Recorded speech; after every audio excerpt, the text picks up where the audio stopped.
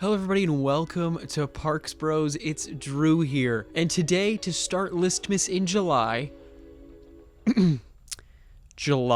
we're going to talk about the top 10 most intense coasters I've ever ridden. After the long wait, Listmas in July is finally happening.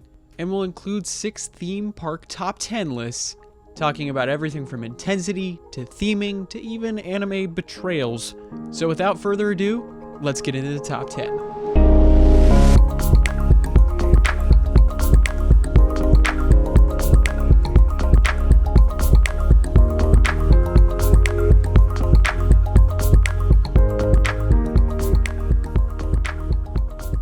Thanks to Theme Park Checklist for sponsoring this video, available now on the App Store. Now, intensity to me can be anything from lateral forces to positive forces to negative forces. Whether it's throwing you up out of your seat or pushing you right back down, intensity comes from all directions.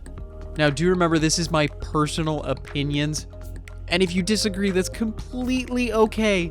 But go ahead in the comments down below, mention some of the most intense coasters you've been on, especially if it's not featured on this list. And also, if it's not featured on this list, that does not mean I don't think the ride is intense. I just didn't think it made the cut.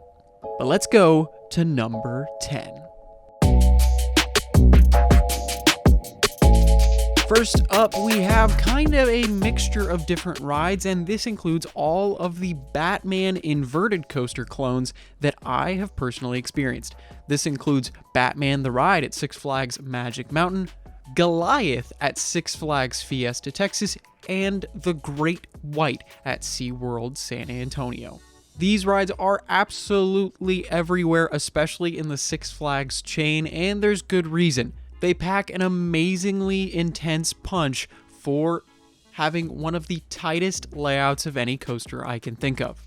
Oh yeah, and your feet are dangling all the way to the ground, and the track is above you, which just adds an awesome, different element to your traditional looping coaster. Now, this model technically was originally built back in 1994 at Six Flags Great America, but it soon found itself being built 20 plus times in parks all around the world, and is easily one of the most intense coaster types I have been on, especially with the first 3 inversions back to back to back, followed by some intense turning and ridiculous flat spin inversions. You'll be wondering what the heck happened after you hit the brake run 30 seconds later. Now, without further ado, let's head in to number 9. In this spot, I have Goliath at Six Flags Magic Mountain. I know, you might be wondering, wait, Goliath on a list? Heck yeah! To me, Goliath is easily one of the most overhated coasters in existence. Because, oh my goodness, those last helixes near the end of the layout just brings intensity to a whole new level. Sure, I can hear you saying right now, well, the first half isn't that intense. I mean, it's still got a pretty big drop and some crazy height to it. Don't forget that over 80 mile an hour speed to make that wind just hit you in the face. But that helix near the end easily makes this coaster deserve a spot on this list for consistently getting me to gray out and even get close to blacking out a couple of times because of those constant positive G-forces. Next up, let's head to number 8. In this spot, I have the wonderful Magnum XL200 at Cedar Point, the original hypercoaster. This Aero mine train on steroids just is ridiculous. Now, this is not intense in the normal sense, at least in comparison to a lot of the rides on this list. This is intense because of the negative G-forces it pulls on the rider, and by that I mean pushing you out of your seat. Honestly, there is a lot of factors to this ride being on this list, and a lot of them have to do with how old the ride is and how the ride was constructed. with restraints being quite shrimpy as in comparison to restraints of the modern day, as well as the tracks being bent by hand, adding to kind of an out-of-control feeling even for a steel coaster. Add in a little bit of extreme height and speed with just some ridiculous airtime hills that I honestly believe pull -2 Gs at points. It just makes Magnum XL200 one of the most intense rides I have ever been on, especially if you sit near the front. It's ridiculous in all of the best ways, but do be warned, you may walk away with a couple bruises on your thighs. On to the next ride for number 7. Here we have the incredible Hulk coaster at Islands of Adventure at the Universal Orlando Resort. This B&M sit-down roller coaster with a tire drive launch is just immaculate. And it really did surprise me in a lot of good ways. One of those ways, of course, was how intense it was. To me, this ride was easily the most intense ride at the resort, especially with its over 40-mile-an-hour inclined launch into a barrel roll / 0G roll element immediately after, followed by a cobra roll, vertical loop, and large turnaround, which, I gotta be honest, almost every single ride I had on this coaster, I could not see a thing after that first inversion. Now, is the second half as intense as the first? No, of course not, but the second half still packs quite the punch with multiple inversions and even a good airtime pop or two that just made me want to keep coming back to this roller coaster over and over again. But if you're an intensity lover in Florida specifically, Hulk is a must ride. Next up is number 6.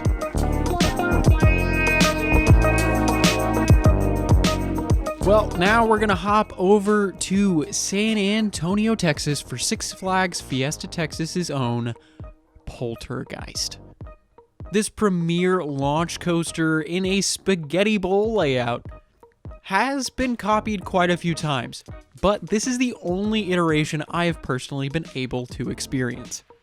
So while I'm sure, just like Batman clones, there are some that run better and some that run just a little slower, Poltergeist, in my experience, has one of the most intense first halves of a coaster in my days of riding roller coasters.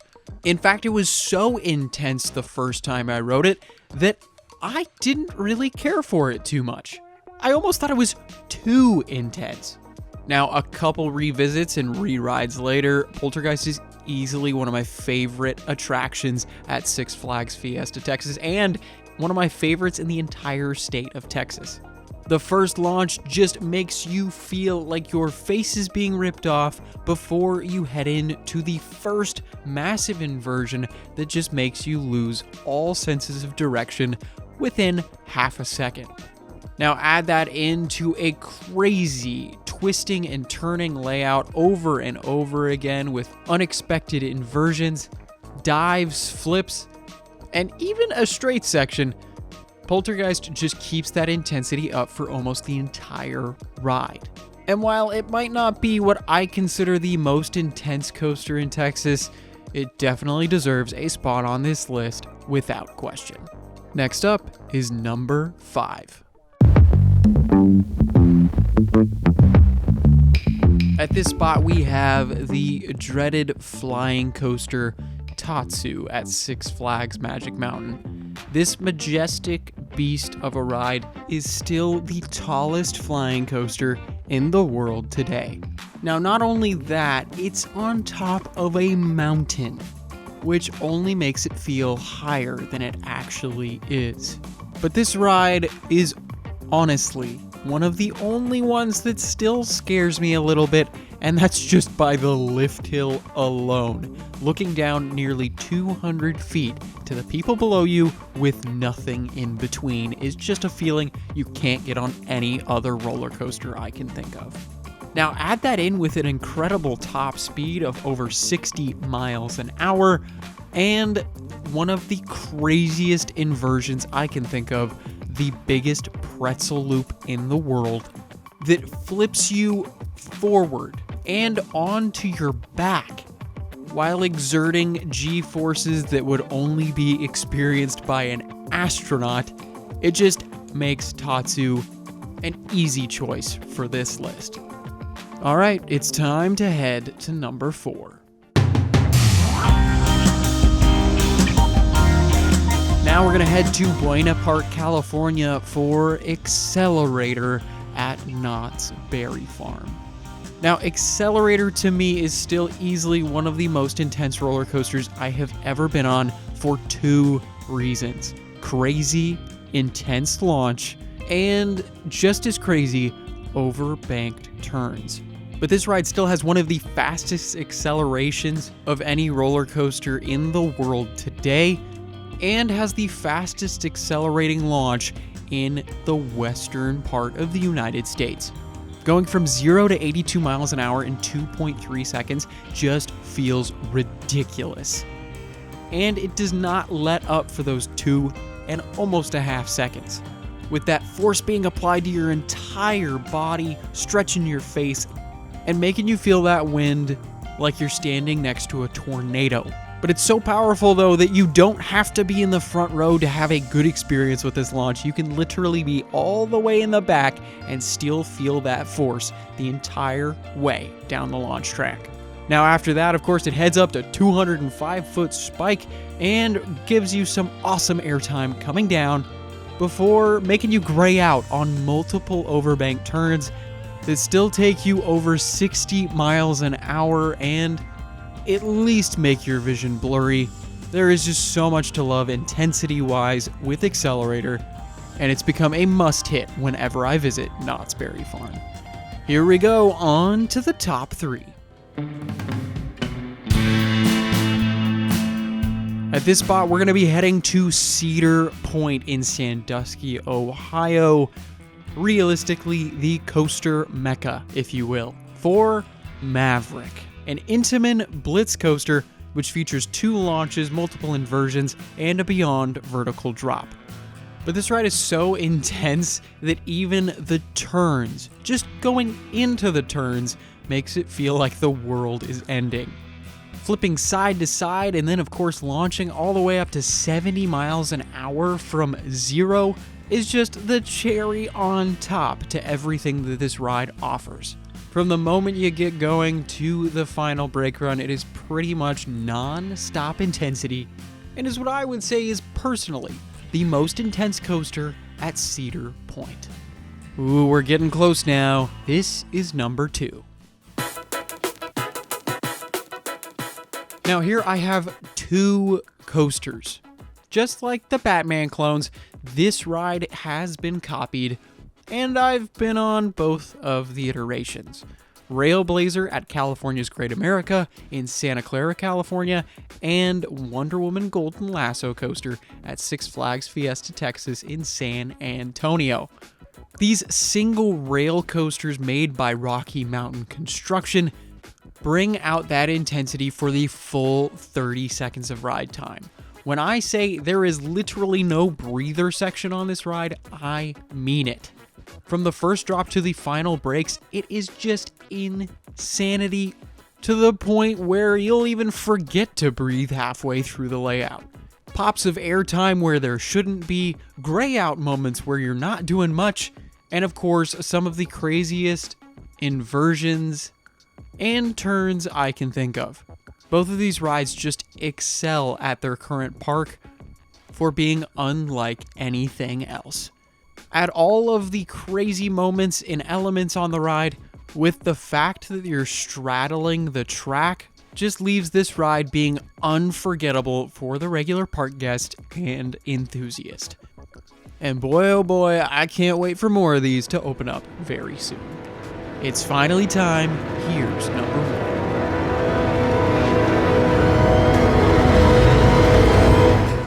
1. X2.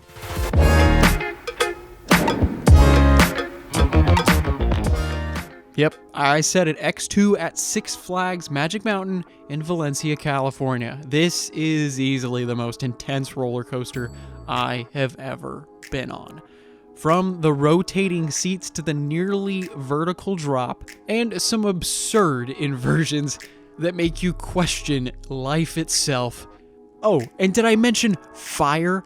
Yeah, sometimes you'll be lucky with some fire shooting out at you while you're riding and having that crazy soundtrack play. X2 is literally intensity personified. That is the only way I can describe this ridiculous coaster. As soon as you leave toward the lift hill, you've got an incredible pounding soundtrack just hyping up everything in the world. Now, you add in a view of the whole park itself from nearly 200 feet in the air before you flip face down toward the ground more than 200 feet below. And then randomly at the last second, you end up flipping onto your back before flipping over and over again in ways that even Evel Knievel would question. Followed by, of course, the flames and the final Raven turn, which literally makes you feel like you're in a car accident in the best way. X2 100%, at least in my mind, deserves this title of most intense coaster I have ever ridden. Well, there you have it, the 10 most intense coasters I have ever personally ridden, at least. Make sure to let me know down in the comments below what is the most intense ride you've ever experienced. And of course, if you haven't yet, make sure to subscribe because we've got another 5 lists to go after this video goes live. And if you even want to show some more support, make sure to become a member to the channel today. Check out our Twitch, Instagram, and even TikTok. Or you could purchase yourself one of these brilliant 10,000 subscriber limited edition pins. All those links are down in the description, as well as the link to our awesome sponsor for Listmas in July, Theme Park Checklist. Make sure to go check out everything and more down below. And of course, until next time, we'll see you on the next ride.